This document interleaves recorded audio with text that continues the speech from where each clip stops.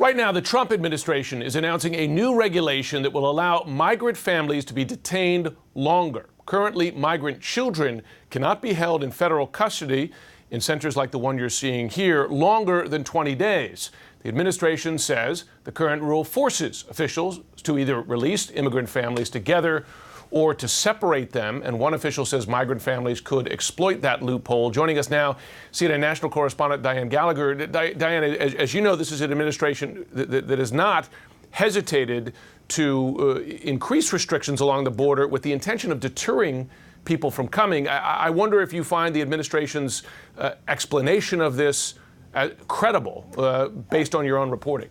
So let's just be clear about this, Jim. This regulation doesn't just close a loophole. It literally blows up the standards that the government has abided by for the past 20 years. It potentially could hold families together indefinitely. You guys probably all remember hearing about something called the Flores Settlement Agreement, especially last summer during the child separation crisis that the Trump administration's zero tolerance policy created. We talked about it a lot then. It sets the conditions and the limits on the length of time which the government can detain immigrant children. Now, that time limit has been set at 20 days. Well, this new regulation, it essentially removes any time limit. Instead, it keeps kids in custody with or without their families for the duration of their immigration proceedings.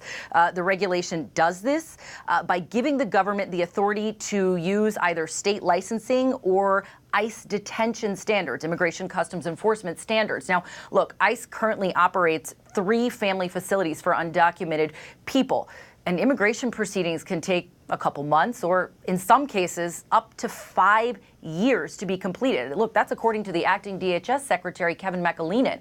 Now, the regulation, they say, will include provisions for parole and bonding out and third-party audits. And a DHS official says that migrants who have valid asylum claims or they can gain other legal status could be released from detention. But the government still has to brief the judge who oversees the Flores Agreement, and it wouldn't take effect for 60 days after this post. But look, Jim, this is likely going to be challenged pretty quickly in the court system. Advocacy groups, lawmakers already speaking out. And the bottom line here is this affects children and adults, these families who are coming here. And look, there were thousands and thousands of them this year, wouldn't have an end date for when they would be let out of detention. Listen, thank you for cutting through the talking points. That's what reporting is. Diane Gallagher, good to have you on. Meanwhile, U.S. Customs and Border Protection says it will not give flu vaccines to migrants in border camps. At least 3, we should note, migrant children have died in U.S. custody just since December after contracting the flu.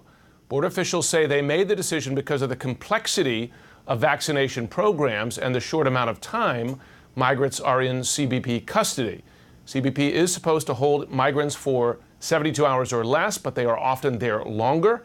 After children without parents leave CBP custody, they're placed in the care of HHS, where flu vaccines are given out.